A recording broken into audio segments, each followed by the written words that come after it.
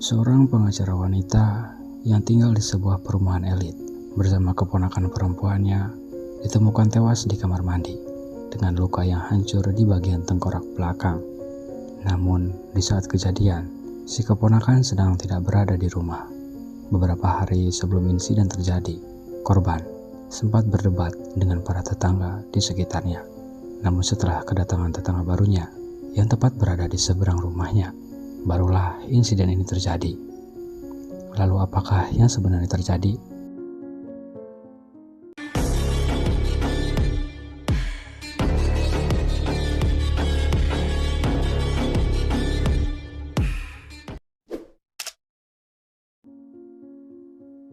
Cerita dimulai di sebuah apartemen, di mana kita diperlihatkan gadis cantik bernama Jody Allen, yang memiliki hobi sekaligus cita-citanya sebagai fotografer profesional.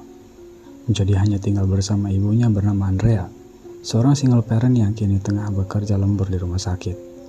Walaupun begitu, Andrea mendukung penuh hobi putrinya itu, dengan membelikannya sebuah paket lensa baru yang sudah ia kirimkan. Namun ketika Jody hendak pergi memeriksa dan membuka pintu,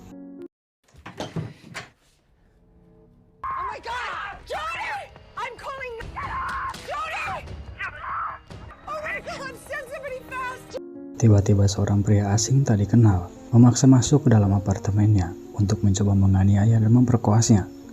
Andrea yang melihat kejadian itu melalui kamera PC putrinya dengan segera menghubungi polisi untuk datang dan menyelamatkan putrinya. 3 bulan kemudian, Andrea dan Jody memutuskan untuk pindah dari apartemen dan tinggal di sebuah perumahan baru. Malam hari pun tiba.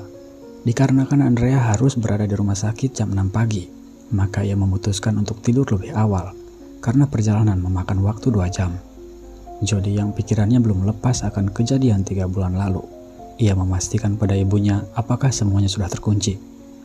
Sebagai ibu yang pengertian, dia pun meyakinkan Jody untuk tidak lagi khawatir karena polisi telah menembak pria itu dan tidak akan bisa menyakiti Jody lagi. Bagi Andrea, urusan pembayaran rumah itu urusan nanti. Karena dengan melihat putrinya sudah aman di lingkungan ini, itu sudah sepadan. Walaupun demikian, Jody tetap merasa resah dan tak dapat memejamkan matanya. Hingga sampai suara ketukan mengganggunya, yang tentu saja itu membuatnya panik lalu mengambil pisau yang sudah ia siapkan dekat mejanya dan pergi membangunkan ibunya jika saat ini ada seseorang mengetuk pintunya. Mom? No, there's someone at the door. Put that down. Sambil menghela nafas, Andrea pun beranjak dari tempat tidurnya. Setelah dilihat, ternyata itu hanya hiasan bunga plastik terhembus angin yang berbenturan dengan kaca. Akhirnya malam ini, Andrea menemani Jody tidur di kamarnya.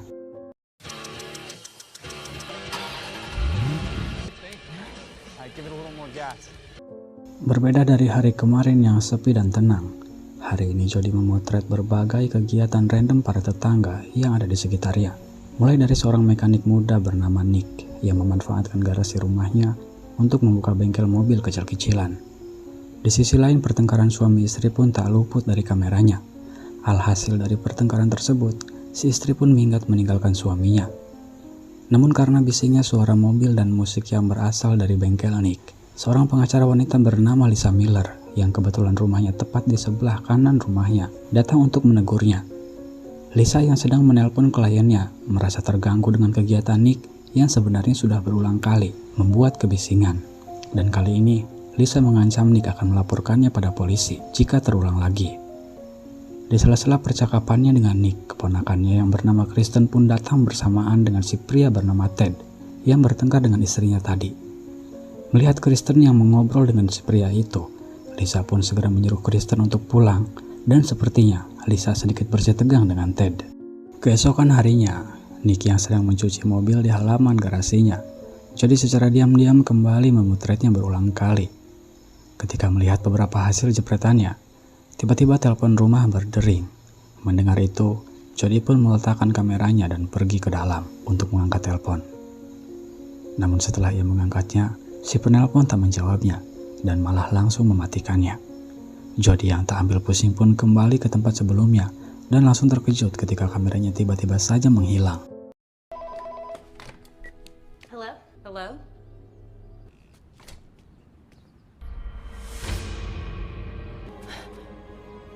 Jody yang masih kebingungan tentang kameranya yang hilang, bel rumah tiba-tiba saja berbunyi. Dan sebelum membuka pintu, Jody mengintip melalui lubang pintu untuk memastikan siapa yang datang. Namun ia sempat terkejut ketika melihat seorang pria tak dikenal berada di depan rumahnya. Merasa tak percaya dengan matanya, ia pun mengintipnya kembali dan ternyata itu adalah Lisa yang membawa sepiring kue sebagai salam perkenalan untuk warga sekitar. Sesaat sebelum Lisa pergi, Jody bercerita kalau kameranya baru saja hilang dicuri orang. Miller pun sempat tidak mempercayainya karena menurutnya lingkungan di sini tak pernah terjadi pencurian. Melihat Jody yang panik dan sendirian, Lisa pun sempat menawarinya untuk menunggu ibunya di rumahnya. Namun Jody menolaknya dengan alasan dia akan baik-baik saja. Here's my number, okay? Thank you.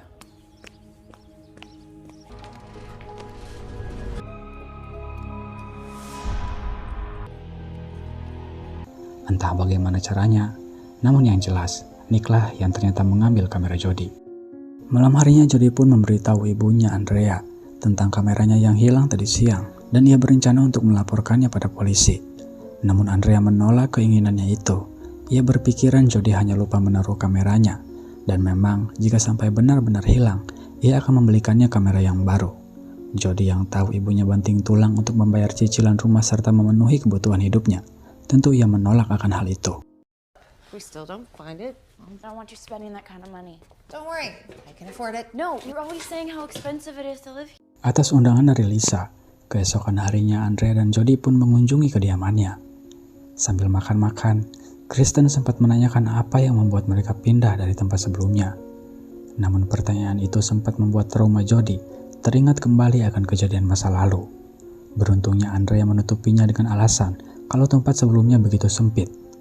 Lisa juga bercerita kalau Kristen sudah tinggal bersamanya sejak kematian ibunya tahun lalu. Lisa yang mengetahui Kristen akan pergi bersama teman-temannya akhir pekan ini. Ia juga sempat menawari Jody untuk ikut bersama Kristen. Namun Jody yang tidak tertarik dengan hal tersebut, ia pun menolaknya secara halus. Di tengah-tengah obrolan mereka, lagi-lagi Nick kembali membuat kebisingan dengan menggaung-gaungkan mobilnya. Lisa yang hilang kesabaran pun dengan segera menghubungi polisi. Setelah petugas polisi tiba dan memberi peringatan pada Nick agar menutup usaha bengkelnya, di sini Jody merasa yakin kalau Nick telah mengambil kameranya, lalu meminta pada ibunya untuk melaporkan hal tersebut kepada si petugas, karena menurutnya pada saat kameranya menghilang, hanya Nick lah orang yang ada di sekitarnya. I just ask the cop to come over and we can talk about it, okay? Jody kemudian menceritakan kepada si petugas tentang bagaimana kameranya menghilang. Namun alangkah terkejutnya Jody ketika si petugas menemukan kamera itu tiba-tiba saja sudah ada di meja. Is it anything like that camera out there? What? Officer, I am so sorry to bother. Not a problem. Well, that was embarrassing. Jody yang masih penasaran tentang siapa yang menelpon ke rumahnya kemarin, ia pun memberikan semua riwayat panggilan telepon rumah. Setelah ditemukan, Jody kemudian melakukan panggilan kepada si penelpon itu. Dan tentu saja, benar dugaannya kalau yang menjawab telepon itu adalah Nick. Jody pun segera menghubungi ibunya yang kebetulan sedang pergi berbelanja dan mengatakan kalau ia telah membuktikan pemilik nomor itu adalah Nick. Namun belum sempat telepon terputus, Nick tiba-tiba sudah berada di depan pintu rumahnya. You call my house? Why did you steal my camera? Made me go inside to answer it and then hop the fence and stole my camera? That's right. Dari percakapan mereka, Nick mengakui kalau memang dirinya lah yang mengambil kamera dan meletakkannya kembali. Mendengar pengakuannya, Jody pun mengancamnya akan melaporkan hal itu pada polisi. Namun ancamannya itu malah membuat blunder untuk Jody sendiri, karena mengambil foto seseorang tanpa izin privasi bisa dilaporkan dan tentunya mendapat hukuman. I'm Nick.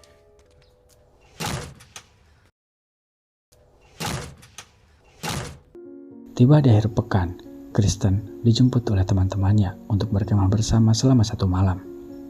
Malam harinya, Jody yang sedang menguji lensa barunya tiba-tiba dikejutkan dengan siluet seseorang yang masuk ke dalam rumah Lisa. Jody pun langsung menekan tombol mode rekam, lalu berlari ke rumah Lisa dengan wajah panik.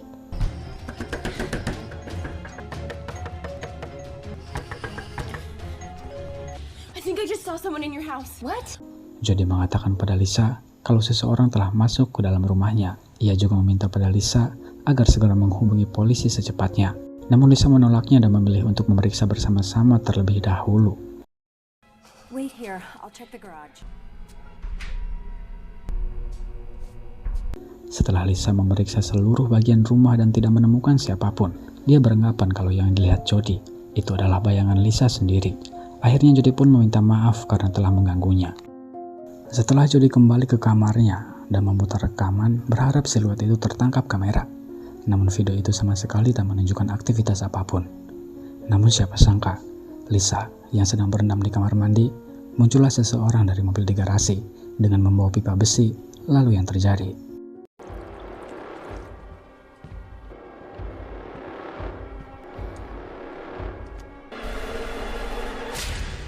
Keesokan harinya Kristen pun tiba bersamaan dengan Jody yang memang masih mengkhawatirkan Lisa semalam. Setibanya di dalam, Jody tidak begitu mendengarkan Kristen yang berbicara tentang keseruan perkemahannya kemarin. Hanya satu yang ia cari, yaitu Lisa. Dan benar saja, kekhawatiran Jody menjadi kenyataan tatkala melihat Lisa tergeletak begitu saja dengan luka di bagian kepala. Don't come in! No, what's wrong with her? I Melihat Kristen yang juga ikut panik, Jody dengan terbata-bata segera menghubungi 911 agar didatangkan ambulans secepatnya. Melihat keramaian di rumah Lisa, Andrea yang baru saja selesai bekerja, ia pun berlari untuk mengetahui apa yang sedang terjadi. Kita perkenalkan tokoh baru, yaitu Detektif Franklin, yang akan ikut serta dalam menangani kasus ini. Jody kemudian menjelaskan bagaimana kronologi awal sampai terjadinya insiden pembunuhan ini. Namun menurut Jody, Nick adalah orang yang membunuh Lisa, mengingat Lisa kemarin-kemarin telah menelpon polisi untuk memperingatkannya sekaligus menutup usaha bengkelnya itu. Andrea yang masih penasaran pun menanyakan pada si detektif apa yang sebenarnya terjadi pada Lisa. Detektif kemudian menjelaskan sebelum menunggu laporan forensik keluar dalam beberapa hari. Untuk sementara, kematian Lisa disebabkan karena terpeleset hingga jatuh. Selain itu, tidak ada tanda-tanda masuk paksa dan juga tidak ada barang yang dicuri. Untuk menenangkan pikirannya, Kristen pun diizinkan tinggal beberapa hari di rumah Andrea. Di luar rumah, terlihat Ted dari kejauhan seolah penasaran melihat banyaknya polisi. Nick yang sedang duduk di halaman rumah pun turut dimintai keterangan. Di malam harinya, Andrea sedikit menyayangkan perkataan Jody yang menuduh Nick sebagai pelaku karena itu sudah menjadi bagian pekerjaan polisi. Mendengar ucapan ibunya itu, Jody merasa kecewa karena ibunya tak berada di pihaknya. Kristen yang dari tadi mendengar percakapan mereka akhirnya menanyakan apakah benar Jody melihat seseorang di malam pembunuhan. Jody menjawabnya dengan ragu karena yang ia lihat hanya siluet. Namun lagi-lagi Jody kekeh kalau Nick yang menjadi penyebab di balik semua ini. Malam itu juga Jody nekat keluar rumah sambil mengendap-endap untuk mengawasi dan mengetahui apa yang sedang Nick lakukan. Terlihat di sana Nick sedang membicarakan transaksi yang entah apa melalui telepon. Lalu tak lama ia pergi menggunakan mobilnya. Tidak sampai di situ, Jody yang ingin membuktikan Nick pelakunya, ia mengikuti Nick dengan mobil. Sampai akhirnya Nick memasuki sebuah klub malam. Saat di dalam, Jody melihat Nick menyerahkan sebuah tas kepada seseorang yang ditukar dengan uang. Namun ternyata orang itu melihat Jody yang sedang mengintip. Setelah Nick mengejarnya, dia pun menanyakan apa yang sedang Jody lakukan dan mengapa dia mengikutinya. Jody beralasan kalau tak sengaja mengikutinya. Namun setelah ia menuduh Nick telah mencuri perhiasan Lisa yang kemudian menjualnya kepada orang itu. Pada akhirnya, Nick menjelaskan, memang benar bengkelnya telah ditutup, namun ia telah mendapatkan pekerjaan lain. Dan tas itu hanya berisi peralatan lama yang sudah tak terpakai. Itulah mengapa ia menjualnya kepada teman yang bekerja di tempat ini. Nick juga tidak mempermasalahkan jika Jody masih percaya kalau dia pelakunya. Saat hendak keluar klub, Jody sedikit kesulitan karena dua polisi yang berpatroli sedang memeriksa identitas para pengunjung. Melihat itu, Nick kemudian memeluk Jody untuk mengalihkan perhatian polisi. Beberapa hari kemudian, Detektif Franklin datang dengan membawa laporan hasil otopsi bahwa kematian Lisa yang membuat tengkorak belakangnya hancur sampai sejauh itu tidak mungkin karena terpleset. Sesuatu benda pasti menimpanya dengan kekuatan yang luar biasa. Menurut detektif, hanya ada dua kemungkinan. Pertama, si pelaku memasuki rumah melalui pintu yang tidak terkunci. Lalu Lisa mengejutkannya dan si pelaku yang panik pun membunuhnya dan pergi tanpa mencuri apapun. Atau, si pelaku memang sengaja membunuhnya dengan alasan lain. Kristen sempat terkejut ketika si detektif mengonfirmasi alibinya.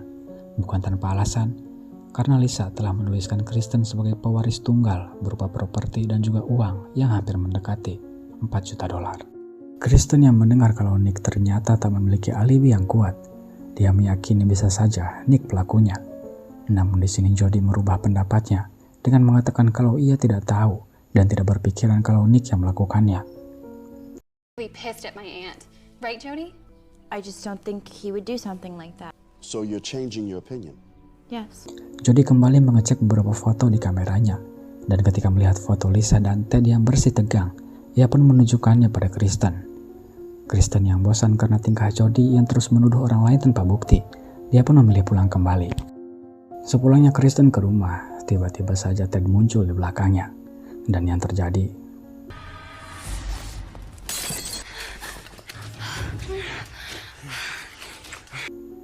dari sini kita bisa mengetahui ternyata Kristen dan Ted lah dalang di balik pembunuhan Lisa. Sejak awal, Kristen terutama memang menginginkan Lisa mati demi mendapatkan semua hartanya. Dia dan Ted sebagai pasangan kekasih berkolaborasi untuk menyingkirkan Lisa. Itulah mengapa istri Ted meninggalkannya, karena dia tahu suaminya main serong dengan Kristen. Namun yang Kristen takutkan sekarang adalah Jody, karena dia bisa saja mengawasi dan memberikan foto itu pada polisi. Mengingat status Lisa bukan lagi mati karena terpeleset, tapi karena dibunuh.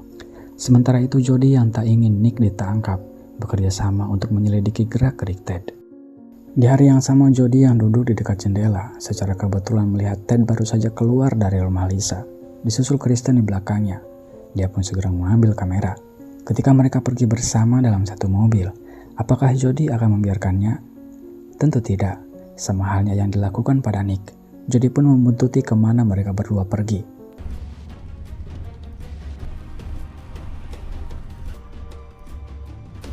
Sesampainya di pinggiran hutan, mereka berdua pun berhenti, lalu turun dari mobil dan memasuki hutan. Begitu pula Jody dari belakang. Kristen dan Ted ternyata menggali sesuatu berupa bungkusan, yang sepertinya itu adalah alat yang digunakan untuk membunuh Lisa. Sementara Jody yang mengendap-endap di balik akar pohon, memotret mereka dari kejauhan. Namun di sini, Jody hampir saja ketahuan ketika dia menginjak akar kering.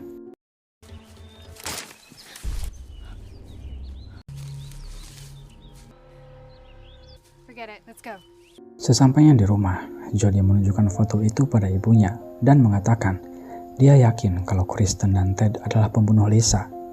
Namun tentu saja Andrea tidak mempercayainya karena tidak ada bukti yang kuat, apalagi foto itu tidak cukup untuk membuktikan apapun. Di lain sisi, Ted membobol pintu belakang rumah Nick untuk menaruh barang bukti di garasi rumahnya, yaitu berupa pipa yang masih terdapat noda darah. Sedangkan Kristen mengawasi dari dalam rumah jika seseorang tiba-tiba datang. Dan benar saja, tak lama kemudian Nick tiba di rumah dengan mobilnya, disusul Jody dari belakang. Ted yang berada di balik tembok untuk bersembunyi, hampir saja ketahuan jika Kristen tidak mengalihkan Jody dengan panggilan telepon yang memintanya untuk datang ke rumah. Hey, come on in. Virgin, are you? Good luck with that. Namun dari percakapan mereka sepertinya tidak berakhir baik-baik saja. Kristen yang mulai khawatir karena Jody sepertinya mengetahui kedok mereka. Dengan percaya diri, Ted berkata kalau mereka akan baik-baik saja. Selepas berpisah, Jody yang memang sudah janjian untuk pergi keluar bersama Nick, bertemu dengan ayah Nick bernama Eddie, yang memang sengaja datang mengunjungi putranya. Namun begitu mereka bersiap akan pergi, tiba-tiba saja detektif Franklin dan rekan lainnya datang membawa surat perintah penggeledahan. Tanpa permisi lagi, mereka mulai menggeledah isi rumah. Seperti yang kita tahu, Ted yang telah menaruh barang bukti itu dan petugas yang menemukannya, secara otomatis Nick harus digiring ke kantor polisi, meskipun Jody membelanya dengan mengatakan kalau itu semua ulah Ted dan Kristen. Di saat yang bersamaan, Kristen juga Ted tersenyum bahagia. DNA darah pada pipa yang diuji terbukti positif milik Lisa Miller. Di sini Andrea dibuat geleng-geleng kepala dan kembali berdebat dengannya ketika Jody mengatakan kalau Kristen dan Ted yang telah menjebak Nick. Namun akhirnya Andrea mau menuruti keinginan Jody untuk mendengarkan penjelasan Nick di kantor polisi. Nick kemudian menjelaskan, dia memang sempat marah pada Lisa karena telah menutup usahanya. Namun menurutnya itu hanya sesaat setelah ia mendapatkan pekerjaan yang lain dan dia tidak lagi marah pada Lisa. Pada saat malam kejadian pun, Nick sebenarnya berada di rumah sedang menonton TV. Nick yang sadar betul alibinya tidak bisa dibuktikan, namun ia bersumpah dia tidak membunuhnya. Jody yang tak ingin menyerah untuk membuktikan Nick tidak bersalah. Ia pun ingin mencoba sesuatu yang lebih, yaitu dengan cara mengawasi Kristen, sedangkan ibunya diminta mengawasi Ted. Mendengar itu, Andrea menolak dan meminta Jody agar berhenti memata-matai mereka berdua, karena menurutnya itu tidak lebih hanya menyebabkan banyak masalah bagi dirinya. Dan karena idenya itu, Jody pun dilarang keluar rumah. Namun hukuman itu tentu bukan apa-apa, karena anak muda banyak idenya. Melalui jendela, Jody pun berhasil keluar rumah, lalu menuju rumah Ted, dan berpura-pura ingin menumpang ke kamar mandi. Sementara Ted mencoba mengawasi sekitar untuk memastikan Jody datang sendirian.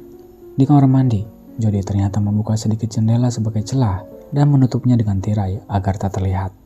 Lalu pamit kembali tanpa Ted mencurigainya sama sekali. Melihat Ted yang baru saja pergi dengan mobilnya, Jody kemudian langsung masuk ke rumahnya melalui celah jendela kamar mandi yang telah ia buka sebelumnya. Di saat yang bersamaan, Kristen juga datang dengan memanjat dinding tembok, lalu memasuki rumah Ted. Jody yang melihat kedatangan Kristen, ia pun bersembunyi di balik pintu sembari merekam apa yang Kristen lakukan. Setelah Ted datang, Kristen menunjukkan sejumlah uang kepada Ted yang ditinggalkan Lisa untuk Kristen. Sembari menunggu pencairan warisan, mereka pun merayakannya dengan cara bersenggama. Jody yang sedari tadi merekam aksi mereka. Lagi-lagi hal yang tak terduga pun terjadi di saat Kristen menarik sebuah pistol. Rupanya Kristen hanya memanfaatkan Ted untuk menyingkirkan Lisa. Kemudian dia mulai merekayasa, seolah-olah Ted bundir karena frustasi ditinggalkan istri. Ketika fokus merekam, memori kamera tiba-tiba penuh yang menimbulkan suara. Jody pun segera menggantinya. Namun, Kristen pun langsung menodongkan pistolnya pada Jody setelah mendengar suara bip dari kamera. Sementara itu, Andrea yang juga mengetahui Jody kabur dari kamarnya. Ia berpikiran jika Jody berada di rumah Lisa dan kemudian pergi ke rumahnya. Kembali pada Jody yang kini menjadi sandera Kristen dan dipaksa mengemudikan mobil untuk pergi ke suatu tempat. Andrea yang berada di depan rumah Lisa tentu saja melihat Jody yang mengendarai mobil Ted, sehingga membuat dirinya bertanya-tanya dan mengingat perkataan Jody sebelumnya. Tanpa buang-buang waktu, Andrea pun membuntutinya dari belakang. Saat membuntuti, Andrea juga menghubungi 911 dan melaporkan kalau putrinya saat ini tengah diculik. Kristen membawa Jody ke tempat sama, yaitu hutan yang dimana ia dan Ted mengubur barang bukti pembunuhan Lisa. Kristen kemudian memberikan skop pada Jody untuk menghancurkan dan mengubur kamera yang dianggap sebagai barang bukti. Tanpa Kristen sadari, Andrea secara diam-diam berada di belakangnya dengan membawa sebuah kayu. Naas, sayangnya Kristen menyadari dan langsung menembak Andrea.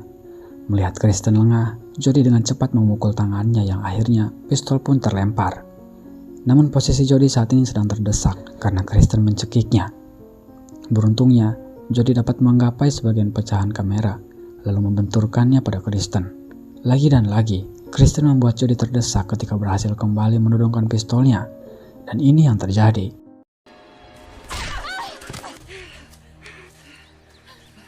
Posisi kali ini berbalik setelah Andrea berhasil memukul dan menodongkan pistol itu pada Kristen. Dan yang paling penting, memori rekaman video tersebut berada di tangan Jody sebagai barang bukti penembakan Kristen terhadap Ted, sekaligus membebaskan Nick dari status tersangka. Congratulations. Dan film pun berakhir.